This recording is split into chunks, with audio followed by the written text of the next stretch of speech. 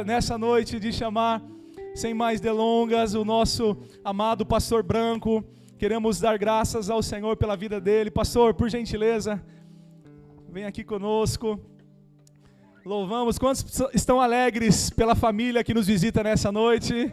Amém. Aplauda ao Senhor pela vida deles. Pastor Branco, pastora Gisele, seus filhos, uma bênção, estão conosco. É uma família preciosa que nós tanto amamos, congregam junto conosco na mesma casa paterna, né? Se alimentam do mesmo alimento, somos pastoreados pelos mesmos pais espirituais, né? Apóstolos Facundo e Carol. E para nós é uma honra, pastor Branco, uma vez mais te receber com uma palavra, sermos essa terra adubada, preparada para receber as sementes da palavra. Pastor Branco esteve conosco no culto dos homens ontem. Quem esteve aqui? Amém.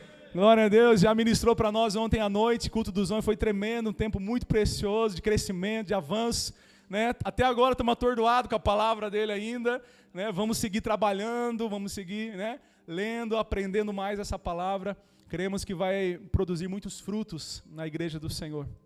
Então, quero te convidar a estender as suas mãos para cá, para orarmos um pouquinho aqui pelo pastor, para que ele possa ser esse instrumento nas mãos do Senhor uma vez mais, né? E nos entregar aquilo que o Pai deseja. Glória a Deus. Pai, queremos te dar graças, queremos te agradecer pelo privilégio de uma vez mais estar com o pastor aqui na nossa casa, poder receber ele e a sua família, que para nós, Senhor, é uma família referência, é uma família modelo nessa geração, Senhor, onde é uma família pastoral, uma família que está envolvida na missão que o Senhor os entregou. Senhor, um homem que tem carregado essa verdade, essa vida do Senhor, e nós queremos poder receber essa ministração nessa noite com grande expectativa no nosso coração, sabendo que é a voz do Senhor para nós, não a voz de um homem.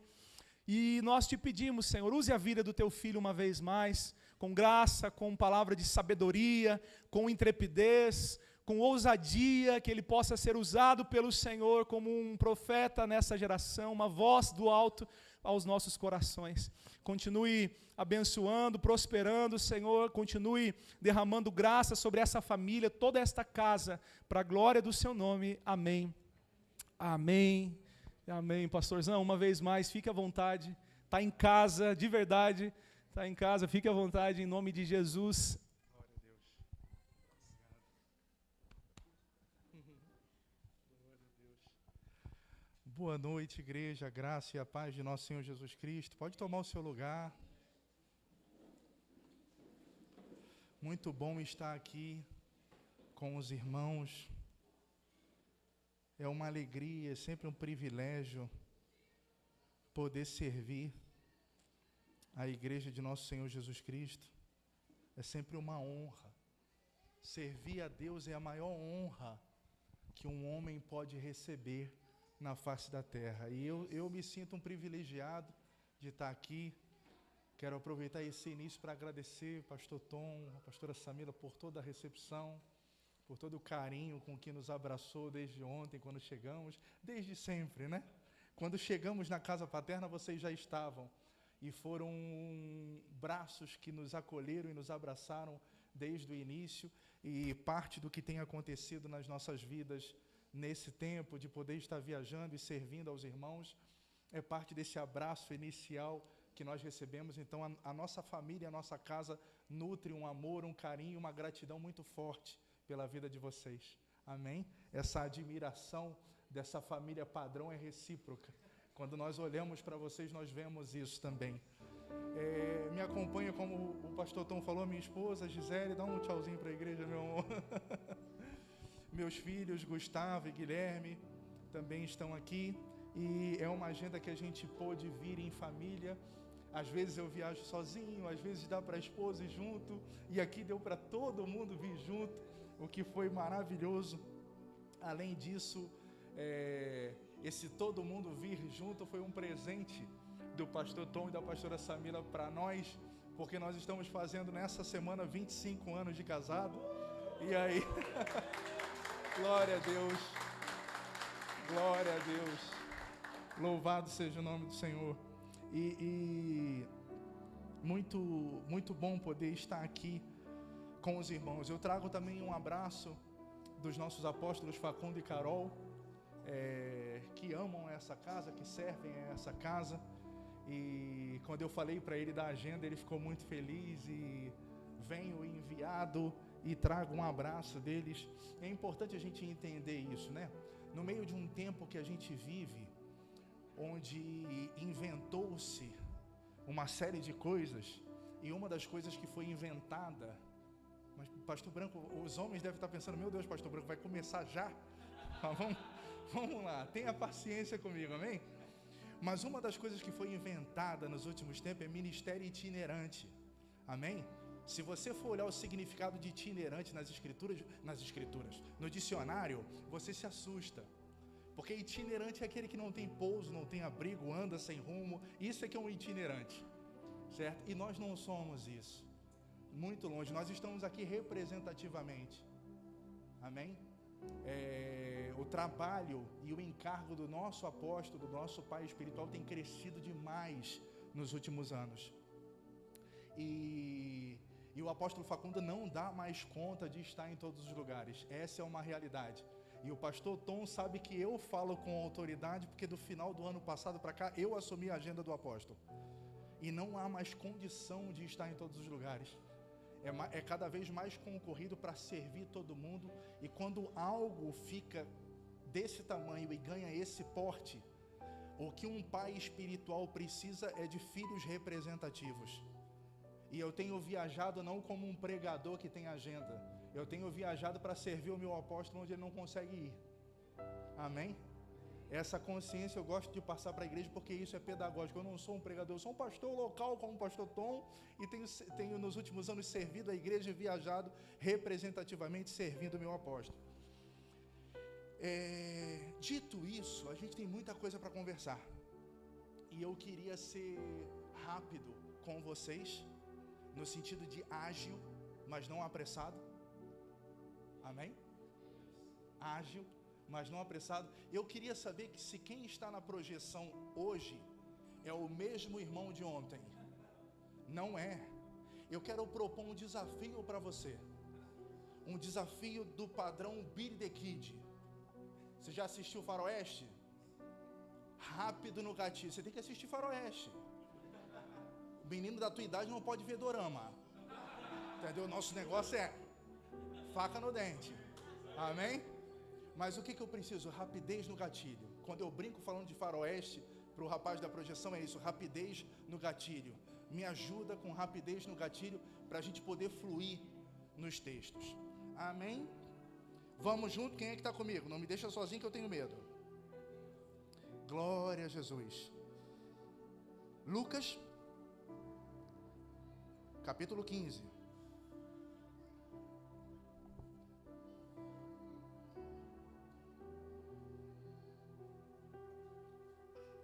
Em muitos lugares que eu vou, eles me apelidam carinhosamente de Pastor Camelo, porque camelo é alguém que bebe muita água. Então, alguém se prepara aqui que esse copo aqui não vai ser o suficiente para mim. Mas vamos lá, vamos junto. Lucas 15. Eu achei sensacional isso aqui, gente. Eu tenho que parabenizar a galera da logística dessa igreja, porque isso aqui eu achei sensacional. Porque o pessoal daqui acompanha aqui, o pessoal daqui acompanha aqui, o de lá acompanha lá. Tremendo isso. Uma salva de palmas, pessoal. Para o pessoal da logística aqui. Sensacional. Vamos junto. Jesus não tinha uma forma de pregar. Amém? Porque Jesus não era pregador. Amém? Jesus, ele veio revelar o Pai. E quando ele se manifestou como homem, ele se manifestou como filho, querendo ensinar os demais irmãos perdidos como se age como filho, a partir do momento que você entende que você não tem um Deus, mas tem um Pai. Amém? Então Jesus veio para isso, veio nos revelar o Pai. Então quando você revela um Pai, você revela por relação e não por pregação. Amém? Dito isso, Jesus não tinha uma forma de pregar. Esse negócio de pentecostal prega por tema e reformado prega expositivamente, isso é invenção de homem. E eu falo com autoridade porque eu sou teólogo, entendeu? Se tem um povo criativo na face da terra é teólogo. O teólogo adora inventar. Amém? Por que eu falo isso? Porque hoje, se eu tiver tempo, e o Espírito Santo me ajudar, e vai me ajudar, eu vou pregar expositivamente. Nós vamos ver versículo por versículo, versículo por versículo, mas isso não é a forma correta de se pregar. A forma correta de se pregar é impartindo a vida de Cristo. Ponto. Se eu imparto ou reparto conhecimento, esse conhecimento divaga, porque o conhecimento é absorvido pela mente e pela inteligência humana, mas a vida de Cristo não. A vida de Cristo é interpretada e absorvida pelo meu espírito, e isso fala de uma outra forma de entendimento. Por isso que quando Paulo fala do entendimento da igreja, ele não fala de sabedoria humana, ele fala, vocês têm a mente de Cristo, porque conteúdos espirituais se interpretam a partir de uma mente espiritual. Amém? Vamos junto? Aproximavam-se de Jesus todos os publicanos e pecadores para o ouvir. 2. Os fariseus e escribas murmuravam, dizendo, este recebe pecadores e come com eles. 3. Então Jesus lhe contou esta parábola. Volta para o 2. Ih, você era o de ontem. Ah, rapaz. Cadê o menino? Cadê o menino que estava ali? Rapaz, vem aqui me dar um abraço. Você é humilde demais, cara. Vem me dar um abraço aqui. Você vai projetar melhor que ele, eu profetizo. Rapaz, muito legal, cara. Muito legal. Vamos lá. No 2. Presta atenção nisso aqui. Fariseus e escribas murmuravam. Você vai encontrar isso muito na Bíblia. Fariseus e escribas murmuravam. Por que eles murmuravam? Porque era próprio dele. Fariseu e escribas eram os povos religiosos da época, os doutores da lei, os reitores das universidades da época, que tinham uma ligação muito forte com a vida devocional, a vida sacerdotal. Esses homens eram inteligentíssimos e eles nutriam uma admiração por Jesus. Essa admiração que eles nutriam por Jesus gerava um ponto de interrogação desse tamanho na cabeça deles. E por que gerava um ponto de interrogação gigante na cabeça deles? Porque a mente humana, sem a mente de Cristo, processava da seguinte forma: esse camarada chamado Jesus, ele fala sobre as leis de Deus, como nós. Eles conhecem as Escrituras como nós. Ele prega como nós. Ele tem uma autoridade na vida dele. E nós, escribas e fariseus, percebemos isso. Qual é o problema? O problema é que quando ele termina de ministrar, de impartir a vida, de liberar um conteúdo que muitas vezes a gente nem entende porque é o conteúdo do céu, ao invés dele se reunir com a gente, que somos os PhDs da religião, e ficar do nosso lado, ele vai comer com pecadores. Esse Jesus tem uma falha de caráter, porque ele é até bom como mestre. O problema é que quando termina as reuniões, ele não se ajunta com os mestres para discutir conceitos teológicos. Ele vai comer com pecador. E aí quando ele vai comer com pecador, ele arruma um problema para nós, porque nós somos os santos. A gente não se mistura. Esse era o problema. Amém? Próximo. Então Jesus lhe contou esta parábola. Esta parábola. Jesus lhe contou o quê? Deixa o Espírito Santo te ministrar. E eu vou falar que nem ontem. O irmão que está do seu lado, você conhece? Ou sentou do lado de alguém que é estranho? Você conhece? Então fala assim, ó, se sair, pode olhar para a pessoa que está do seu lado. Se sair fumaça do meu ouvido, por favor, abane. Amém? Jesus lhes contou o que, gente? Vamos junto. Contou esta parábola. Esta parábola. Esta é uma expressão singular. Perfeito? Jesus não disse, ele não disse Jesus lhe contou estas parábolas. Foi esta parábola, uma parábola. certo? E quando você continua lendo Lucas 15 na sua Bíblia, se alguém tem Bíblia de papel ainda, nos dias de hoje, aparece algum subtítulo na sua Bíblia?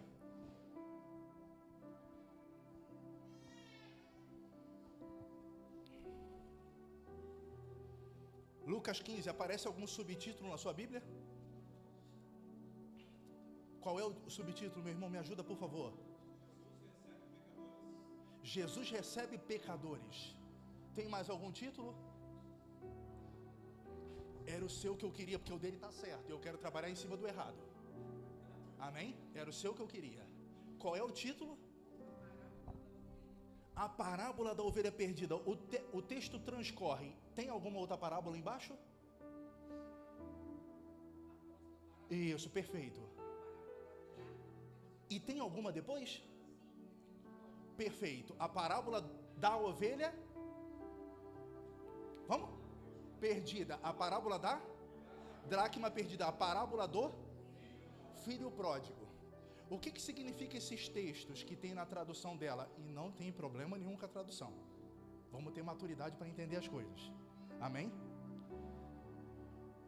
Esses textos são títulos editoriais ou títulos de sessão que não estão presentes nos autógrafos, que são os textos bíblicos originais. Ok? Nesses títulos, os editores, eles reduzem a parábola e dividem ela em três, como se fosse uma parábola falando sobre ovelha, uma parábola falando sobre dracma e uma parábola falando sobre filho pródigo, dando a entender pelos títulos acrescentados que são três parábolas, mas não se trata de três parábolas. Amém? Por isso que o texto dele é o correto. Qual é? Jesus recebe pecadores, e Jesus lhes contou esta parábola. Então é uma só. Quando tem a história de ovelha, dracma e filho pródigo, é uma história só. Quem me acompanha? Glória a Jesus. Porque Jesus expõe essa parábola multifacetada, falando de três identidades diferentes, porque Jesus está recebendo pecadores a partir de um ato de resgate. Resgate. E o que nós precisamos compreender?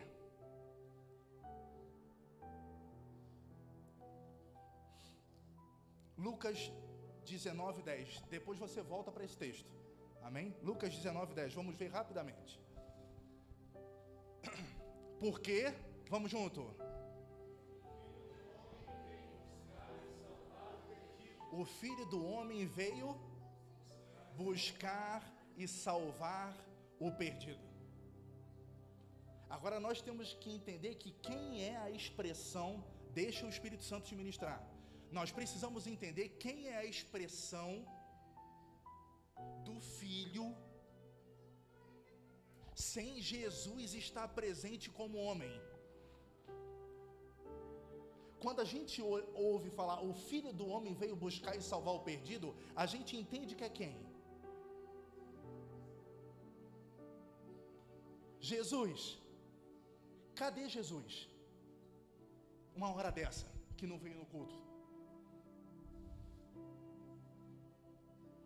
Então os perdidos acabaram? Não. Eu sempre vou para o lado de quem me responde. Os perdidos acabaram? Não. Os perdidos estão aí ainda. Os perdidos estão aí, eles precisam ser resgatados. E quem é que veio para resgatar os perdidos? O Filho do Homem. O Filho do Homem viveu 33 anos nessa terra, depois ele subiu. E quem é a expressão do Filho do Homem hoje? Quem? A igreja. A igreja é o corpo de Cristo. E isso não é um título romântico, é uma expressão de vida. Por isso que Jesus disse: eu sou a luz do mundo enquanto estiver no mundo. E depois vocês são a luz do mundo. Porque o que eu tenho eu estou deixando com vocês. Amém? Então nós temos uma natureza restaurada, não, revivificada por Cristo. Essa natureza nos dá um propósito, e parte desse propósito está em resgatar perdidos. E qual é o nosso problema? O nosso problema é que quando a gente entende que parte da nossa vocação é resgatar perdido, a gente vai com tudo e vamos resgatar perdido. Por quê? Porque o nosso papel é resgatar perdido, e tem uma questão. Por isso que Jesus fala de perdidos, propõe uma parábola para ensinar a resgatar perdidos, e ele, nessa parábola, ele traz algo multifacetado. Ok? Eu preciso de 3 homens aqui em cima, rapidinho, em 3 segundos. Vamos lá, mais um. Glória a Deus, obrigado pela coragem de vocês. Vocês não sabem o que vocês vão passar. Não, é brincadeira. Brincadeira. Preste atenção. Nós temos uma profissão que é a expressão exata de resgate, do ponto de vista humano e terreno. Quando a gente pensa em resgate, do ponto de vista humano e terreno, vem uma profissão na nossa cabeça. Qual é essa profissão? Qual é? Bombeiro. Bombeiro. Quem decide ser bombeiro, nas suas veias corre a ideia de resgate. Eu vou ser bombeiro porque o meu sonho é salvar vidas. O meu sonho é resgatar vidas. Aí nós temos aqui 3 bombeiros. O primeiro bombeiro é o Celso, o bombeiro Celso. O segundo bombeiro é o Guilherme. E o terceiro bombeiro é o capitão. São 3 bombeiros. Coração pulsa por resgate. Fizeram um concurso, passaram, se dedicaram, têm o físico apropriado. Estou elogiando já. Está tudo pronto, esperando as vítimas. Porque no meu plantão e no meu batalhão ninguém vai morrer. E por quê? Porque eu tenho a vocação para salvar. Eu tenho a vocação para resgatar. Eu vim para me entregar. Eu estou pronto. Todo mundo com a faca no dente, pronto, esperando a primeira vítima aparecer para resgatar. Aí esse aqui, ele veio e se preparou. O coração está pulsando, pronto para esperar a primeira vítima. E aí o que ele faz? Ele veste uma roupa anti-chamas, um capacete gigante, anti-chamas, uma bota anti-chamas, e está preparado. Ele anda no batalhão, parece um astronauta, porque todo aquele aparato anti-chamas. E ele vai e pega uma mangueira, a mangueira está no ombro, e ele só está esperando o telefone tocar, para ir resgatar a primeira vítima. De repente o telefone toca, e ele diz: chegou a minha hora de expressar aquilo para o qual eu existo. Eu vou salvar a primeira vítima. Quando o telefone toca, a recepcionista do bombeiro atende e diz: pode ir resgatar a primeira vítima. Ela está em tal praia se afogando. E ele: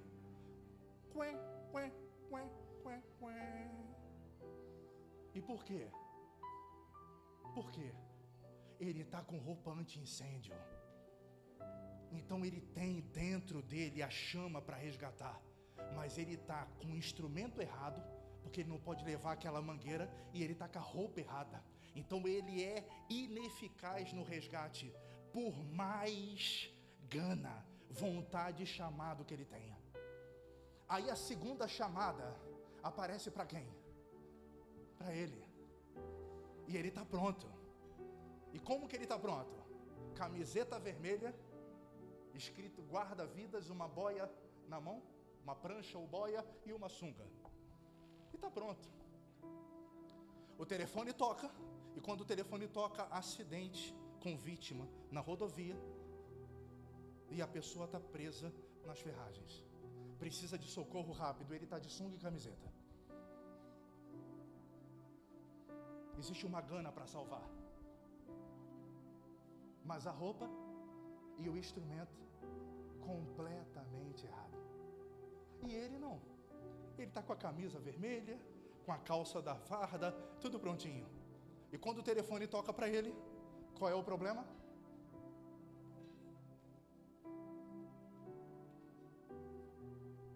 Incêndio. Se entrar, entrou e tchau.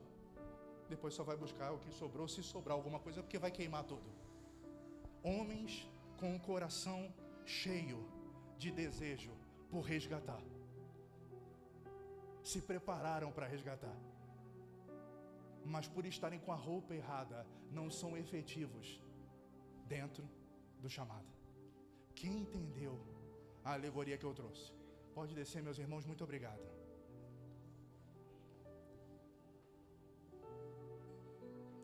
Pastor, o que isso tem a ver com essa parábola? Nós vamos ver. Vamos ver a sequência da parábola.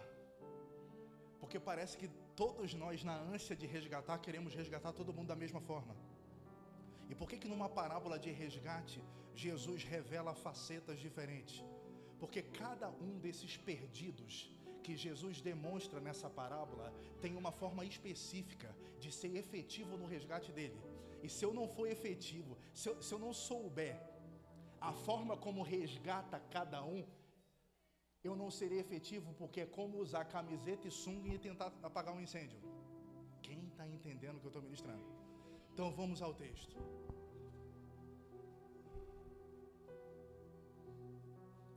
É 15. Próximo. Então Jesus lhe contou esta parábola, entendemos que é uma só. Próximo. Qual de vocês é o homem que, possuindo 100 ovelhas e perdendo uma delas, não deixa no deserto as 99 e vai atrás daquela que se perdeu até encontrá-la? E quando encontra, põe sobre os ombros, cheio de alegria. Deixa aqui, como a gente combinou ontem, pode deixar aqui. O que a gente precisa entender? Qual é o primeiro perdido da parábola dos perdidos? Qual é? A ovelha. Nós precisamos entender que quando Jesus está falando de ovelha,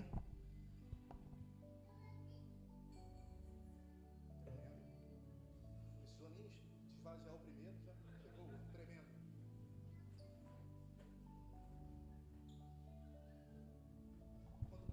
Quando nós estamos falando de ovelha, nós estamos falando de uma identidade. Repita comigo. Só 2 pessoas vieram no culto? Repita comigo. Identidade. Ovelha é uma identidade específica. Essa identidade, ela é composta por 5 características. E eu vou citar as 5 características para você ver se você conhece alguma ovelha e ver se você é ovelha.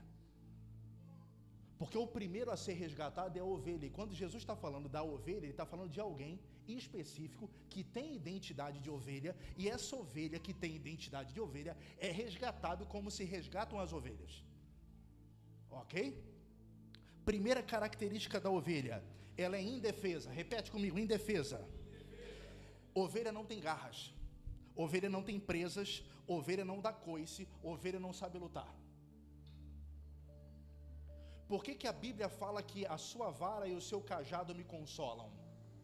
Por que a Bíblia fala isso? Porque o instrumento de defesa da ovelha é a vara e o cajado do pastor. Ela mesma, por ela mesma, não tem nenhum instrumento de defesa. Nenhum. Ela não tem dente afiado, ela não tem um coice forte, ela não tem uma garra, não tem. Ela não tem instrumento de defesa nela. A ovelha é indefesa. Segunda característica, ela é produtiva. Ovelha é indefesa e ovelha é produtiva. A ovelha produz lã naturalmente. Ela não precisa de estímulos.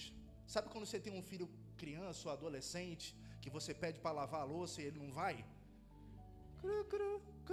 Pedi quantas vezes? 10 vezes. E não vai.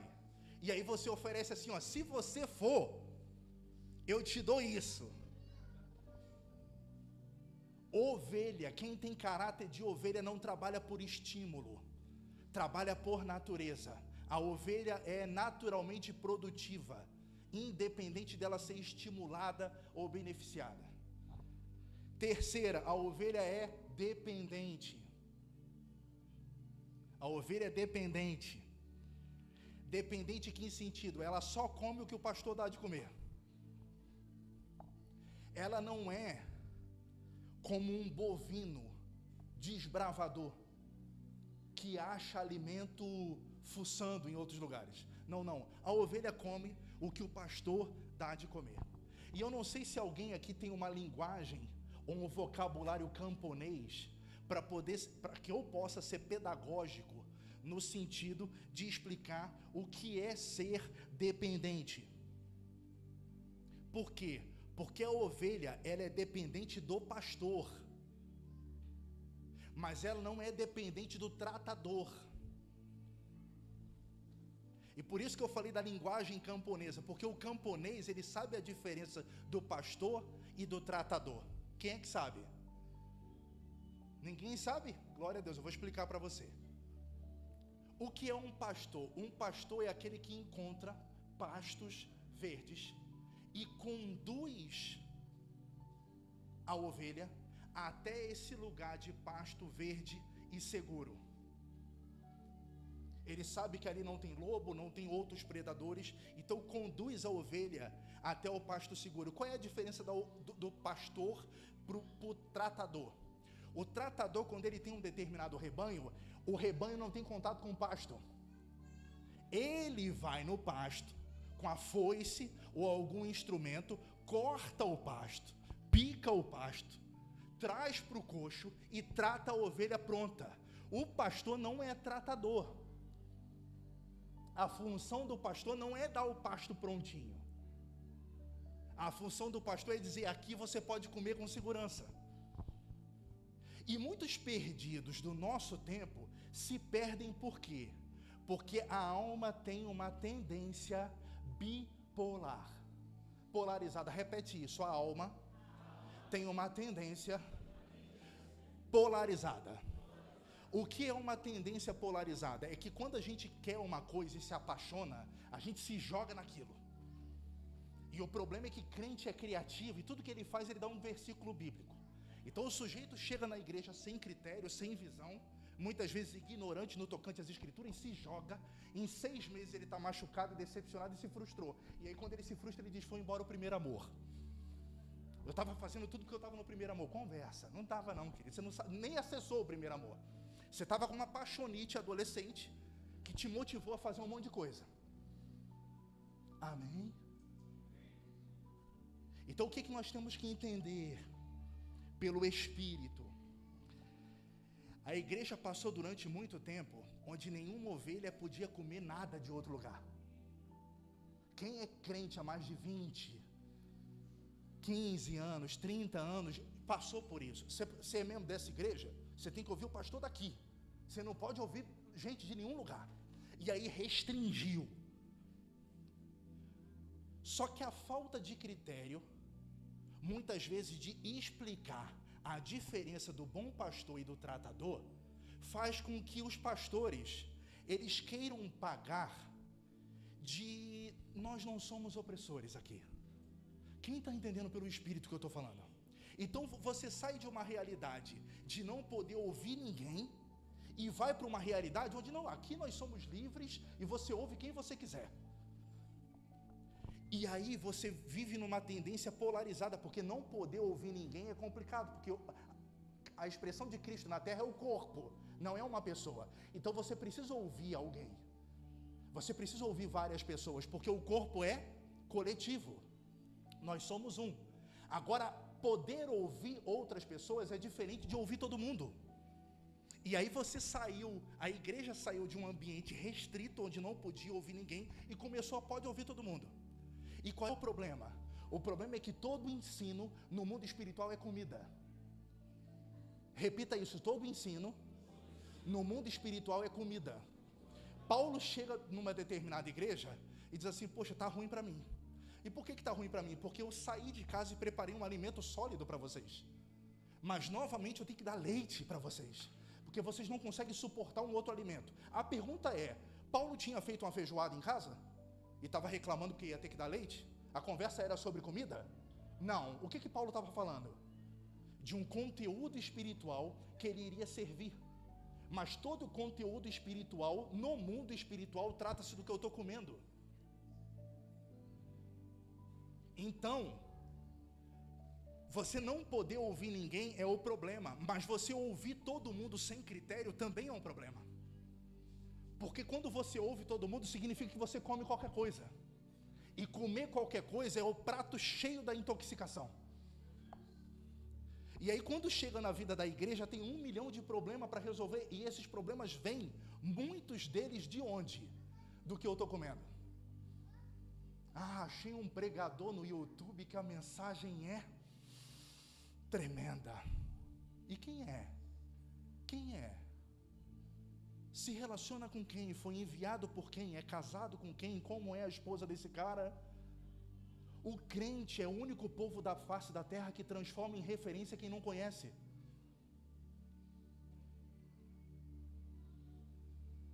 Por exemplo, eu não conheço aqui.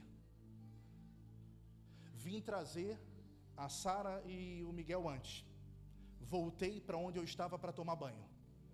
Sabe o que eu captei no caminho? É que vindo de onde eu estava para cá, tem uma igreja universal no caminho para cá. E aí eu foquei na igreja universal. Por quê? Porque a igreja universal é algo fácil para mim ver. É algo que eu conheço. Então, a partir do que eu conheço, eu estabeleço uma referência para me chegar aqui. Por quê? Porque referência é sempre quem eu conheço. Você quer ir num lugar. Como é que é seu nome? Como? Mateus. O Mateus quer ir num lugar. E aí pergunta pro Jonatas. Eu quero ir nesse lugar, eu não sei onde ir. O Jonatas sabe como vai. O que o Jonatas vai falar para ele, para tentar fazer com que ele chegue nesse lugar? Ele vai dar um ponto de referência. E o que é referência? Referência é aquilo que dentro do caminho ele já conhece. Aí você pergunta para o crente, quem é a referência para a sua vida? Não, a referência para a minha vida é o Benihim. Sem problema com o Benihim, não quero nem entrar com isso. Entendeu? Mas qual é a pedagogia que eu estou trazendo? Como que alguém que eu não conheço pode ser referência para mim? É só crente criativo que cria essas coisas. Só pode ser referência para mim quem eu conheço, quem eu convivo, com quem eu estive na mesa pelo menos uma vez. Senão não é referência. Amém? Então vamos sair do pastor, senão a gente não entra nos outros. A ovelha é sujeita. A quarta característica, a ovelha é sujeita. E o que é sujeita? Sujeita é aprender que toda lã que ela produz sem estímulo. Ela produz espontaneamente, como eu falei. Só que lã demais traz peso. E toda ovelha que se preze, tem identidade de ovelha, ela precisa de um pastor para fazer uma tosquia. E o papel da tosquia na saúde da ovelha é o mesmo papel da poda para a saúde de um vegetal. Ovelha que não é tosquiada não é saudável. E toda ovelha precisa ser tosquiada. E o último, 5, ovelha é vinculada. E quem ensinou isso é Jesus. Por quê? Porque a ovelha conhece a voz do seu pastor. A ovelha tem uma capacidade auditiva que é tremenda em relação a outros animais. E eu não sei se você já viu. Se você não viu, eu te convido para assistir um vídeo no YouTube. Tem vários vídeos, na verdade, onde alguns pastores chegam na cerca de um pasto. E o primeiro pastor imposta a voz e dá um grito. Nenhuma ovelha se mexe. Vem o segundo pastor e imposta a voz e dá um grito. Nenhuma ovelha se mexe. Vem o terceiro pastor e imposta a voz. E quando o terceiro pastor imposta a voz, todas as ovelhas saem do lugar onde estão e vem àquele lugar. Porque a ovelha é vinculada. Ela conhece a voz do seu pastor. Por que eu pedi para parar nesse texto? Porque nesse texto a gente percebe como a ovelha é resgatada. Lembra de minutos atrás eu falei das roupas do bombeiro? Cada um é resgatado de uma forma. Então o que nós temos que entender sobre a ovelha? Vamos repetir rapidinho. A ovelha tem uma identidade com 5 características. A primeira é indefesa. Vamos lá, indefesa. Segunda, produtiva. Terceira, dependente. Quarta, sujeita. E quinta, vinculada. Tem essas características claras em sua identidade. Você convive com alguém que tem essas características, que você percebe tudo isso. Se você convive com alguém que tem essas características e você percebe tudo isso, trata-se de uma ovelha. Ponto. Não tem essas características, não é ovelha. E o que se faz para resgatar alguém que tem essas características próprias da identidade de ovelha? Vai atrás. Vai atrás. E traz no ombro.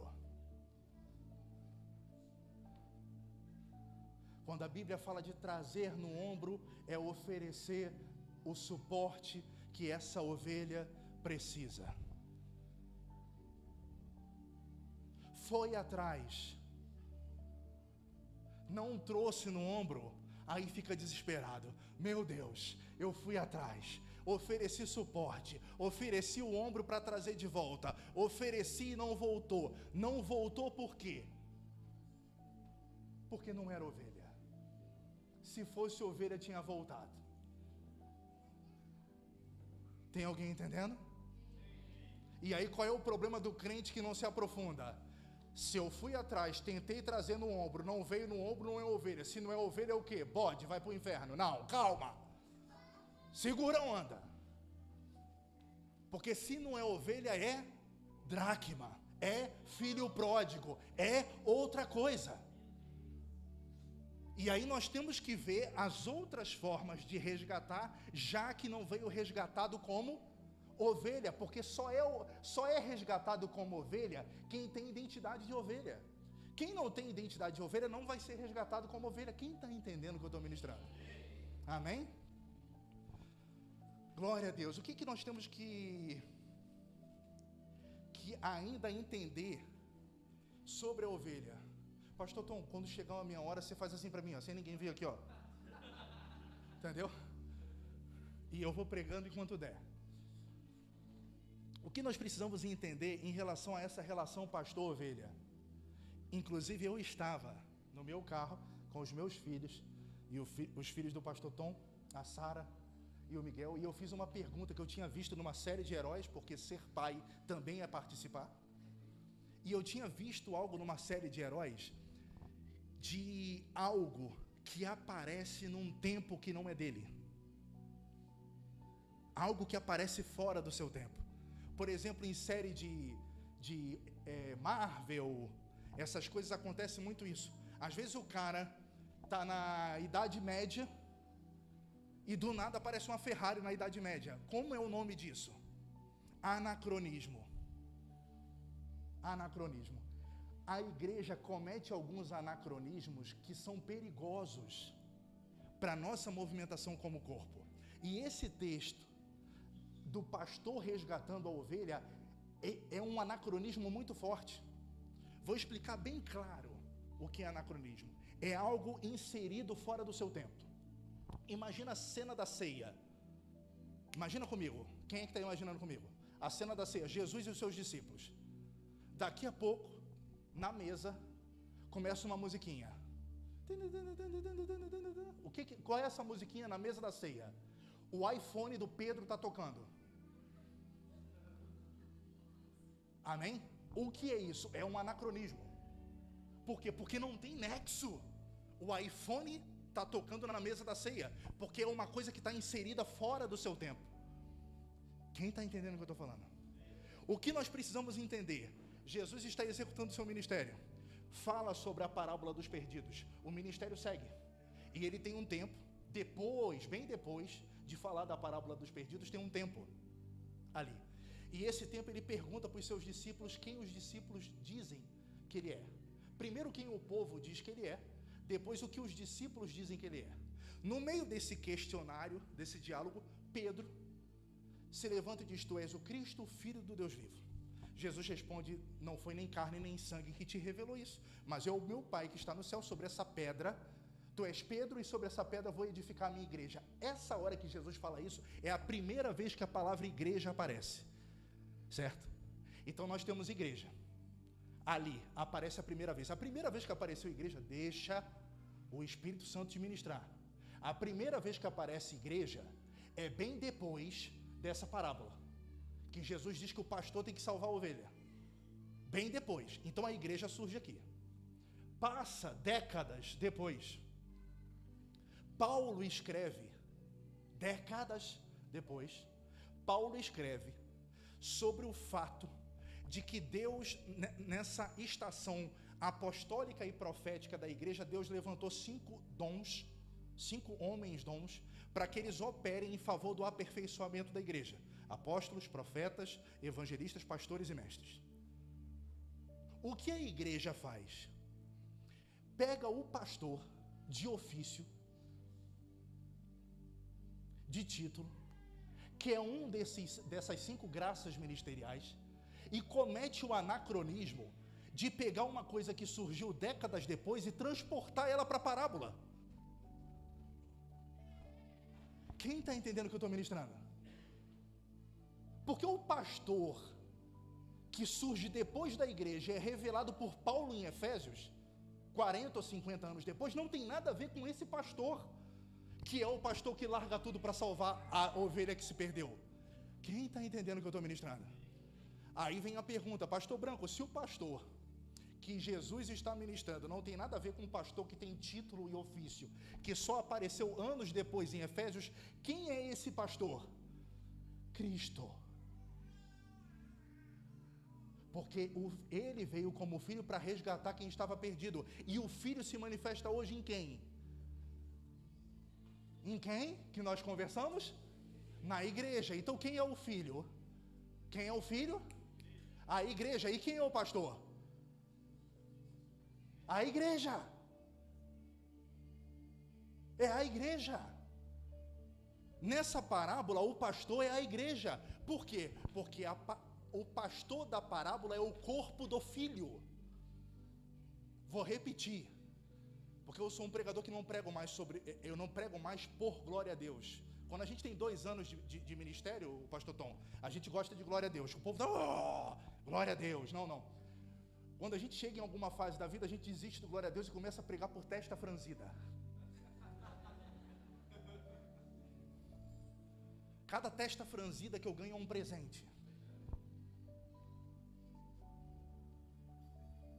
Porque quando uma testa franze, é uma alma dizendo: o meu espírito ainda não pegou. Então o que você precisa entender? O pastor da parábola é o filho. O filho se moveu no corpo de Jesus enquanto Jesus estava vivo. Quando Jesus morreu e ressuscitou, ele subiu aos céus e escolheu na sua vontade soberana em habitar na igreja. A partir do momento da morte e ressurreição de Cristo, o corpo de Cristo é a igreja. Então quem resgata os perdidos a partir de agora é quem? A igreja. Então quem é o pastor da parábola? A igreja. E nós temos uma mentalidade, nós fomos acometidos por uma mentalidade de consumo. E é tão consumo porque é bem parecido com um restaurante. A gente vem aqui, garçom, por favor, a minha mesa aqui. Eu preciso ser servido aqui. O que você está precisando? Não, eu estou precisando de 2 orações. Uma pelo meu emprego, outra pelo meu filho. Meu filho está complicado em casa. Então vem aqui na mesa 23 e eu quero isso aqui. E qual é o meu comprometimento com essa mentalidade de restaurante? Onde eu peço o que eu preciso na minha mesa. É tão mentalidade de restaurante que no final eu deixo 10% para o garçom. No final eu deixo 10% para o garçom. E qual é o meu comprometimento com isso? É os 10% do garçom. Só. E quando alguém se perde? Não, eu estou pagando o garçom que vai atrás. Os meus 10% eu estou deixando? Não. Não. Se alguém se perder, A vocação de ir buscar essa pessoa, se ela tiver identidade de ovelha, é do pastor. E o pastor é a expressão da vida do filho naquela estação. E nessa estação, que é a estação da igreja, o filho se move pela igreja.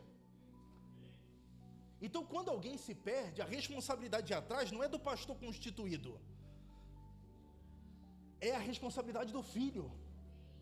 E pode ser qualquer um que entenda que não tenha ido namorar na aula de geografia. Ok? Se você não matou a aula para namorar na aula de geografia, você sabe que o movimento da Terra é de rotação e não de umbigão. Porque tem um monte de gente que sabe que a Terra, ela gira e gira ao redor do Sol. E quando eu tenho a revelação de que a Terra gira ao redor do Sol, eu também descubro que a Terra não gira ao redor do meu umbigo. E quando eu entendo que a Terra não gira ao redor do meu umbigo, se alguém se perde, eu sou o resgatador que Cristo precisa.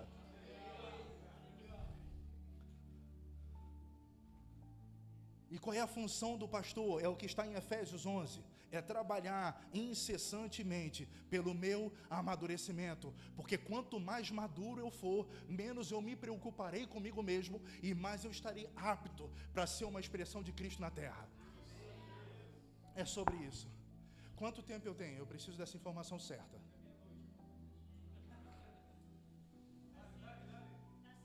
Tá. Então tá. Você que está gostando, desfruta, e você que não está gostando, depois culpa eles. Amém? Vamos seguir aqui, para a gente pegar os outros? Vamos lá, indo para casa, reúne os amigos e vizinhos, dizendo: alegrem-se comigo, porque já achei uma ovelha perdida. O pastor, que é a expressão da vida do filho, resgata a ovelha. E toda vez que resgata a ovelha, tem festa. Ponto. Grave essa informação. Toda vez que resgata a ovelha, tem festa. Segue. Vai fazer festa, e além da festa haverá alegria no céu por um pecador que se arrepende, do que 99 justos que necessitam de arrependimento. Próximo. Aqui é mais uma testificação que se trata de uma parábola apenas.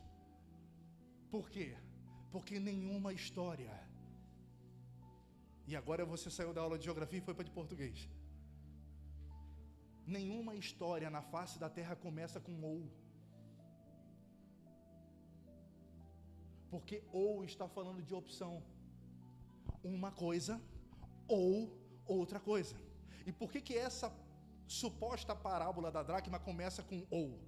Porque o que Jesus está dizendo, a pessoa que se perdeu pode se perder como ovelha ou pode se perder como dracma. Por isso que começa com ou. Quem está me entendendo? Vamos em frente. Ou qual é a mulher que, tendo 10 dracmas, se perdeu uma delas, não acende a lamparina, varre a casa e procura com muito empenho até encontrá-la. E quando encontra a dracma que tinha perdido, reúne as amigas, a vizinha e faz o quê?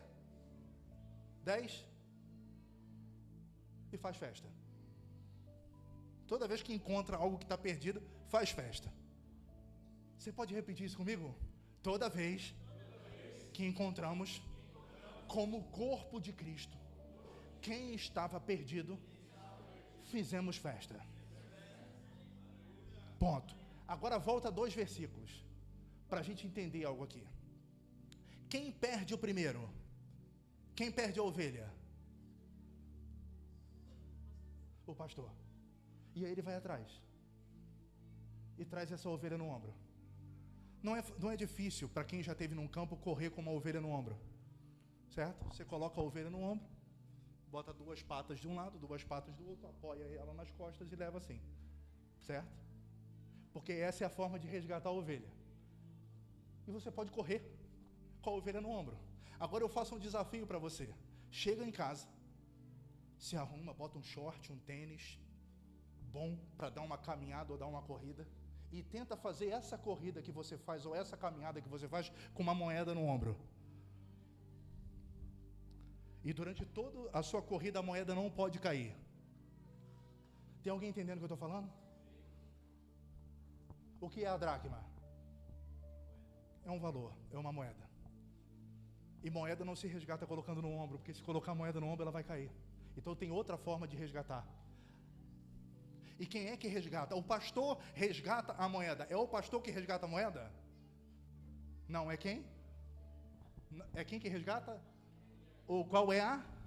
Mulher. E agora a porca vai dar uma leve torcidinha no rabo. Porca torcer o rabo, fala aqui também? Ok, então todo mundo está entendendo. A porca vai dar uma leve torcidinha no rabo agora. Por quê? Porque quando se fala de mulher, existe uma linguagem profética. E dentro dessa linguagem profética, mulher é a expressão de uma igreja madura. Não é uma adolescente que vai achar a dracma. Não é uma menina que vai achar a dracma. É uma mulher. E o que essa mulher faz? Tem características para o que ela faz. Ela, se perder uma delas, não... Qual é o primeiro? Não acende a lamparina. O que é lamparina? Dentro da linguagem bíblica, a palavra de Deus. A palavra de Deus é a lamparina. Lâmpada para os meus pés é a tua palavra. Ambientes escuros são ambientes onde valores se perdem. Quando eu tento resgatar uma ovelha e essa ovelha não é resgatada como ovelha, talvez eu tenha perdido um valor. E se eu reconheço como corpo maduro de uma igreja que eu perdi um valor, certo? O meu papel não é para com o perdido. Quem está entendendo o que eu estou ministrando? Quando o pastor perde a ovelha, ele deixa o aprisco, deixa as ovelhas e vai atrás de quem? Da ovelha que se perdeu. Porque quando se perde a ovelha, todo o papel é em relação à ovelha. Mas quando se perde a dracma, eu não faço nada em relação à dracma. O meu trabalho acontece aonde? No ambiente. Quem falou? Glória a Deus. É no ambiente. Quando eu estou num ambiente escuro que está perdendo valores, eu tenho que trazer o governo da palavra de volta para aquele lugar. E o governo da palavra muitas das vezes vai sobrepor e precisa sobrepor o amor humano que a alma humana ama.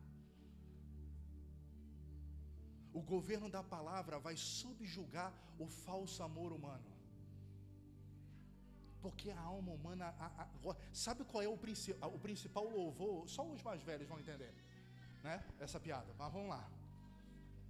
Sabe qual é o louvor que a alma mais gosta de cantar? É do um ministro chamado Raimundo Fagner, que diz assim: encosta a tua cabecinha no meu ombro e chora.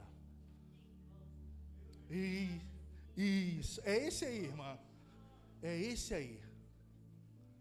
A alma humana adora ter um ombrinho para encostar a cabecinha e chorar. Certo?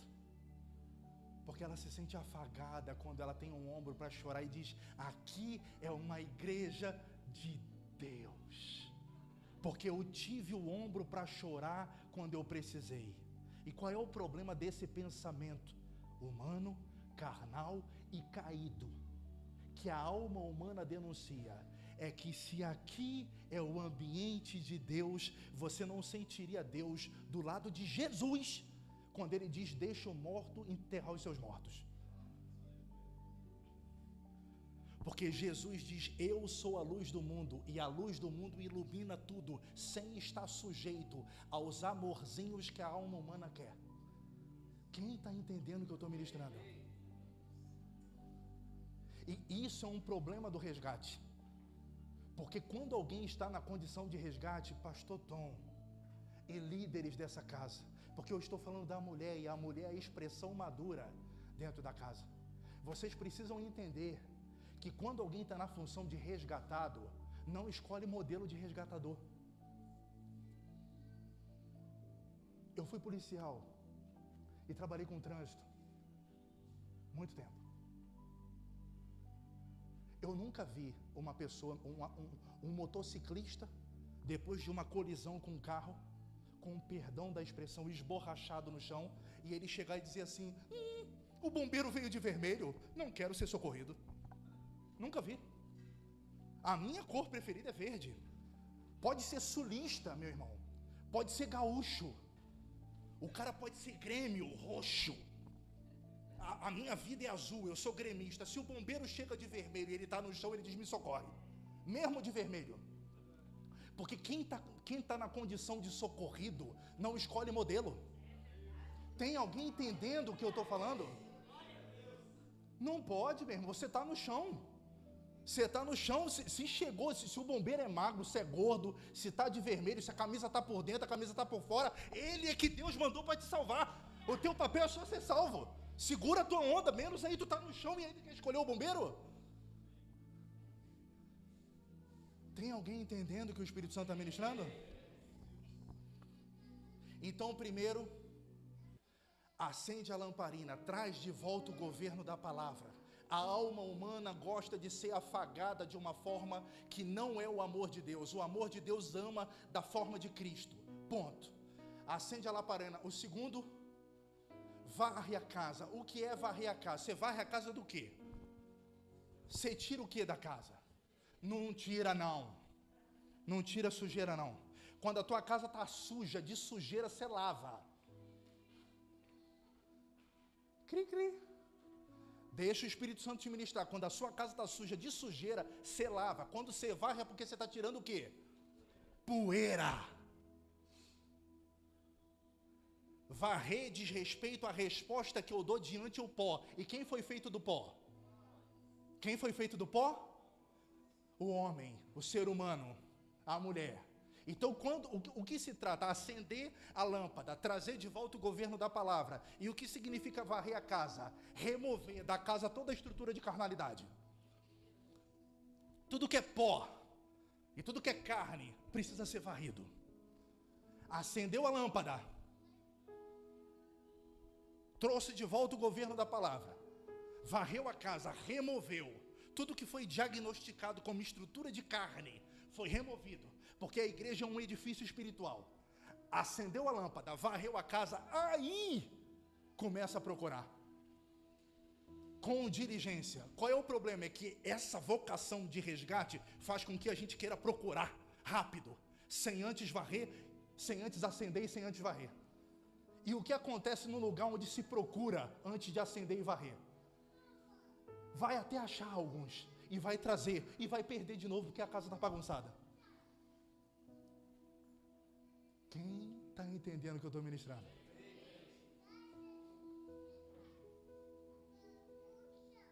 E aí arruma o que tem para arrumar. Traz de volta o governo da palavra. Remove as estruturas carnais. Procura com diligência. Achou o valor? 12 tiros. Pá! E faz festa. Porque se tem um povo que foi chamado para fazer festa é a gente. Amém? Vamos para a próxima. Vamos chegar no filho.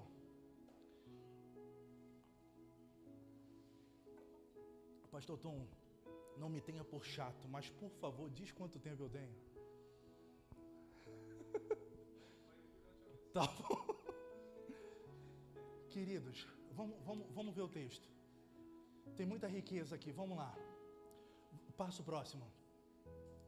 Certo homem tinha 2 filhos. Esse é um outro problema. Há uma ovelha, há uma dracma. E o homem tinha quantos filhos? 2. Então, os autores das traduções colocam 3 parábolas. Mas nessas 3 expressões há 4 perdidos. E quem são os 4 perdidos?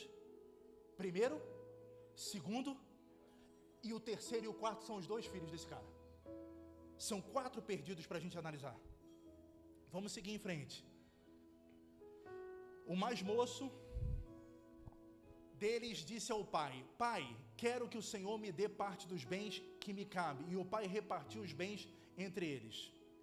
Passado muitos dias, o filho mais moço, ajuntando tudo o que era seu, partiu para a terra distante e lá desperdiçou todos os seus bens, vivendo de uma forma desenfreada. Esse texto aqui tem riqueza, que eu poderia marcar um seminário de sábado e domingo, ministrar de manhã até de noite e falar só disso.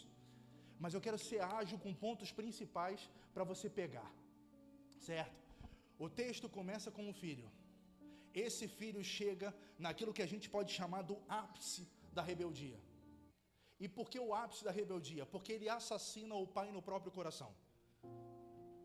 E como que eu sei que ele assassina o pai no próprio coração? Porque não existe herança de pai vivo. Quando ele pede a herança para o pai em vida, ele está comunicando: para mim você morreu. Isso é muito sério. E por que ele mata o pai no coração? Porque ele está enviando uma mensagem para a sua casa que ele está rejeitando o governo daquela casa. Então ele vai para fora, usufruir de uma herança que ele conquistou pela morte do pai no próprio coração, e vai para fora para desfrutar de uma vida onde ele não tem alguém que o governe. Ele está rejeitando o governo do pai e quer caminhar por si. Próximo. Depois de ter consumido tudo, sobreveio àquele país uma grande fome. E ele começou a passar necessidade diante da fome. Segue. Então foi pedir trabalho a um dos cidadãos daquela terra, e esse mandou para os seus campos a fim de cuidar dos porcos. Ali desejava alimentar-se das alfarrobas que os porcos comiam, mas ninguém lhe dava nada. Presta atenção em algo aqui poderoso. Esse texto, ele foi durante muito tempo e ainda é mal correlacionado com miséria. Certo? E por que ele é mal relacionado com miséria? Porque relata uma história de perda. Um filho mata o pai no próprio coração, recebe a herança, gasta toda a herança e termina comendo com porcos. Só que nós temos que entender que se o relato fosse apenas de miséria ou de imundície, esse homem poderia estar comendo com ratos. Amém? E por que esse cara está comendo com porcos? Porque existe uma simbologia profética nos porcos. E quem são os porcos? Presta atenção, porque você entender isso é importante. Os porcos são aqueles que deliberadamente, conscientemente, rejeitam a palavra de Deus. Porque quando Jesus fala da expressão da parábola, da dimensão, da riqueza inigualável que a palavra tem, ele cita que essa parábola é uma pérola. Essa palavra é uma pérola. E essa pérola tem que ser bem administrada, de modo que ela não seja lançada aos porcos, porque os porcos não vão saber administrar a palavra.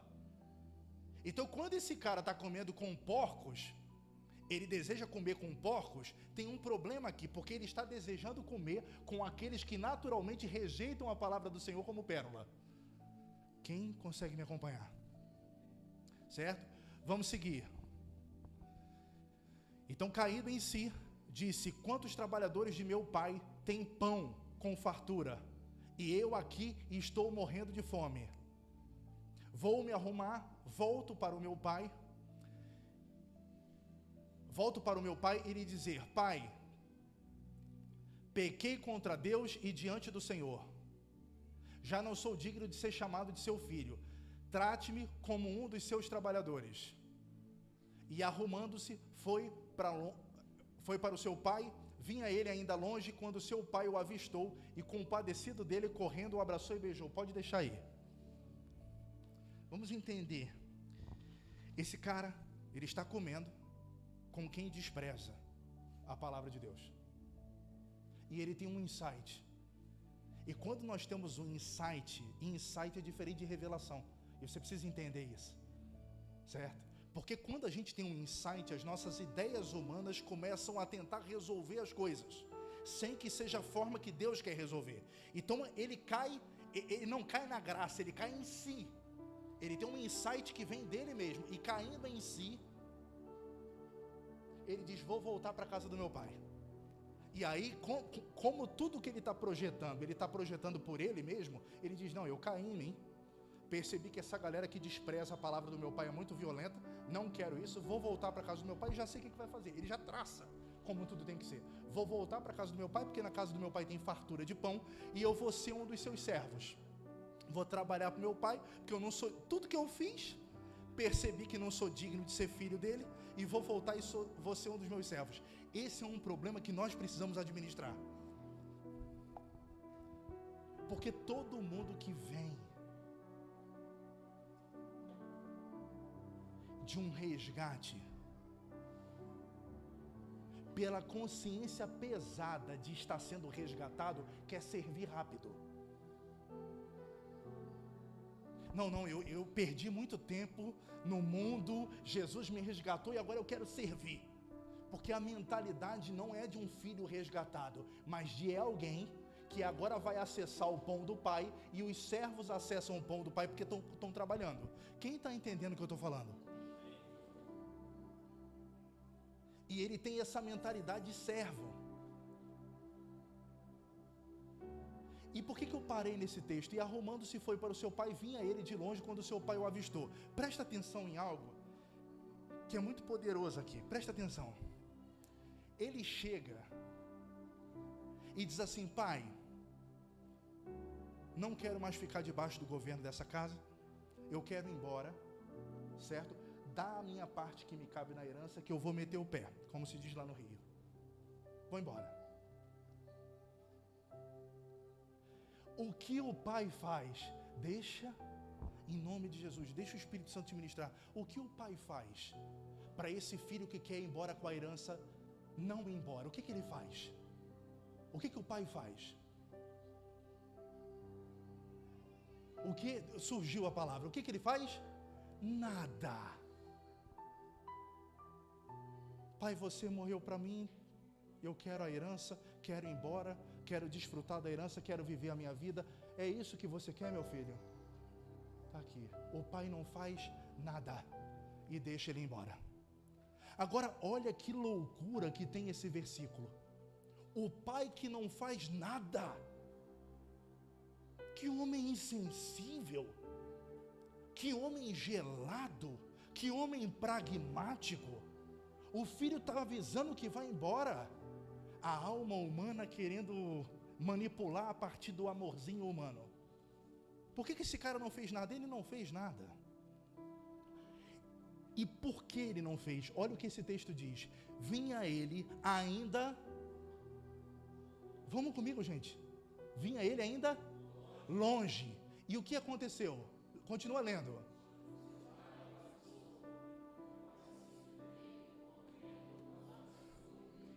Porque o pai, quando ele diz que vai embora, não vai atrás dele? Não. Porque o pai tem discernimento espiritual. E o pai sabe que quando alguém vai embora, a primeira coisa que vai embora é o coração.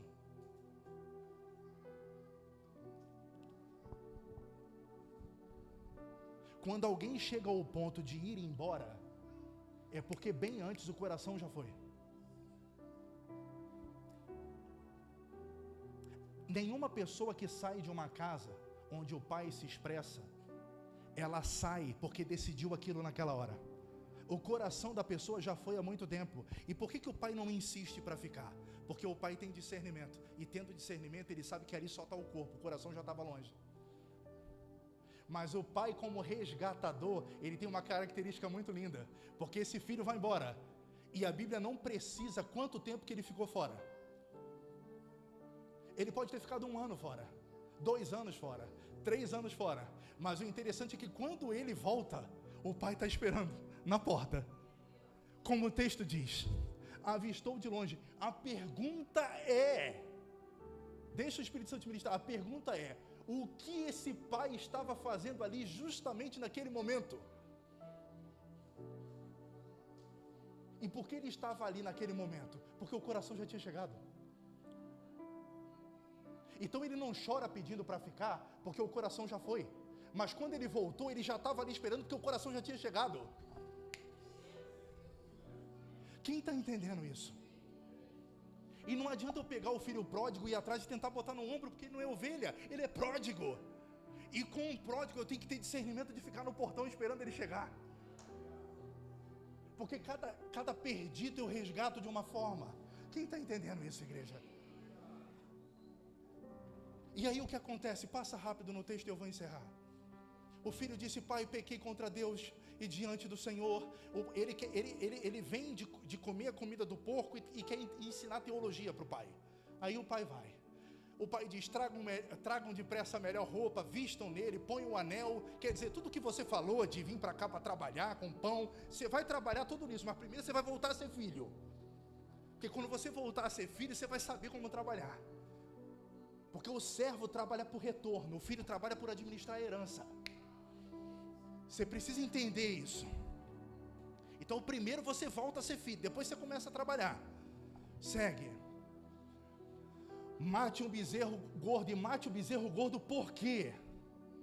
Por que mate o bezerro gordo? Para quê? Para celebrar. Porque quando a gente é um povo doido, que gosta de festa, então a gente acha ovelha, e depois de achar a ovelha, o que a gente faz? Faz o quê? Festa. E quando a gente perde dracma, a gente acende a lâmpada, vai à casa e acha a dracma. Quando acha a dracma, faz o quê? Festa, porque o nosso negócio é festa. E quando o filho pródigo volta e o pai com discernimento já está esperando, porque o coração veio primeiro. Quando o filho volta, eu troco a roupa do filho e faço o quê? Festa, porque tudo que a gente faz festa. Mas as festas têm um motivo. Presta atenção nisso. A festa tem um motivo. E qual é o motivo que faz a gente festejar tanto aqui embaixo? Isso. É porque o céu se alegra. Presta atenção nisso, amado. Deixa o Espírito Santo te ministrar. O céu se alegra e faz festa toda vez que um pecador se arrepende e é resgatado. Então por que a gente faz tanta festa? Porque a igreja de Jesus Cristo aprendeu a fazer festa pelos motivos do céu. O problema é que muitos de nós ainda caminhamos com Cristo, dizendo que estamos com Cristo, e estamos insatisfeitos, porque a gente quer que se façam festa pelos nossos motivos. E a igreja fez isso durante muito tempo e perdeu. A igreja hoje ainda caminha em muitas estruturas infantis porque perdeu tempo, cedendo o lugar do ensino para filho contar as suas festas particulares que não tinham nada a ver com o outro. O irmão vinha para a igreja de Fusca, agora ele está vindo de Porsche, sobe aqui e conta para os outros. Aí ele subia e contava: não, eu cheguei aqui de Fusca e agora eu estou de Porsche. E aí ele quer contar para a congregação os motivos pelos quais ele está fazendo festa, e não o céu. Porque o céu se alegra quando os pecadores se arrependem. E há salvação, há resgate, porque Jesus veio resgatar os perdidos. Não tem festa no céu, me perdoa. Mas não tem festa no céu quando alguém troca um Fusca por um Porsche. O problema é que muitos de nós queremos que façam as festas pelos nossos motivos e não pelos motivos que o céu faz festa. Quem está entendendo o que eu estou ministrando? Agora segue que eu encerro. Porque eu cheguei até o terceiro, não vou deixar de falar do quarto. O meu filho estava morto e reviveu. Estava perdido e foi achado. E começaram a festejar. Segue. Agora o quarto perdido. O filho mais velho, estava no campo. Quando voltava, ao aproximar-se da casa, ouviu músicas e danças. Ué, música e dança. Por quê? Chamou um dos empregados e perguntou o que era aquilo. Gente, a minha oração é que o Espírito Santo se ministre. Porque esse versículo é tão pesado para mim. Ele é muito pesado. E por que ele é pesado? Porque tem um filho Preste atenção nisso. Tem um filho. A Bíblia fala de ovelha, fala de dracma e fala de um pródigo. Mas esse é o filho, ele não tem um outro adjetivo que o defina. Ele é o filho. Mas ele é um filho que chega na casa e pergunta para os empregados o que está acontecendo. Isso mexe muito comigo, porque se tem alguém que tem que saber o que está acontecendo em casa, quem é filho? Quem é filho de uma casa conhece o pai e não tem que saber de nada por empregado. E esse filho, ele está dentro da casa, mas ele está tão desnorteado do seu propósito, que ele chega perguntando para os empregados: o que está acontecendo na casa do meu pai? É uma loucura. O empregado tem que dizer para o filho que a casa do teu pai está em festa, porque ele está tão focado no trabalho, tão focado no ministério, tão focado no que fazer, tão focado em julgar, tão focado em dizer que um é religioso e outro não é, qual é a teologia que está certa. O Senhor não nos chamou para isso. Gente, deixa eu falar algo para vocês. Eu sou teólogo, gente. Você nunca vai me ver num podcast ou numa mesa discutindo teologia. Nunca. E por que, pastor Branco? Porque você não sabe, não, eu sei. Coisa pra caramba. Mas eu não tenho tempo para perder para discutir teologia, que se tem uma coisa inútil é discutir teologia. Só Adão, soberbo, gosta de discutir teologia. É completamente inútil. Todo o meu trabalho como teólogo e pregador é para servir ao corpo de Cristo, cooperar com a maturidade do corpo de Cristo, levar os filhos à estatura de maturidade, que eles consigam expressar a vida do filho. Esse é o nosso trabalho, só. E aí o tempo passa e segue. O seu irmão voltou, e por tê-lo recuperado com saúde, o seu pai mandou matar o bezerro gordo. O filho mais velho se indignou e não queria entrar. Saindo, porém, o pai procurava convencê-lo a entrar. E por que procurava convencê-lo a entrar? Porque de uma maneira totalmente desviada e desnorteada, o coração dele ainda estava ali. E aí ele diz: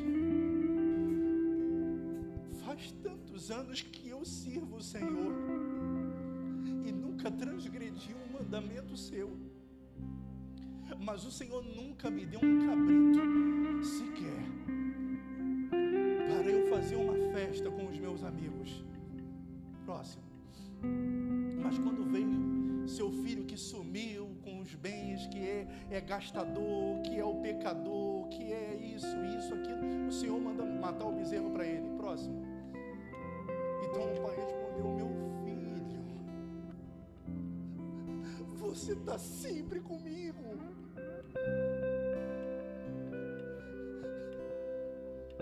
Tudo que eu tenho é teu.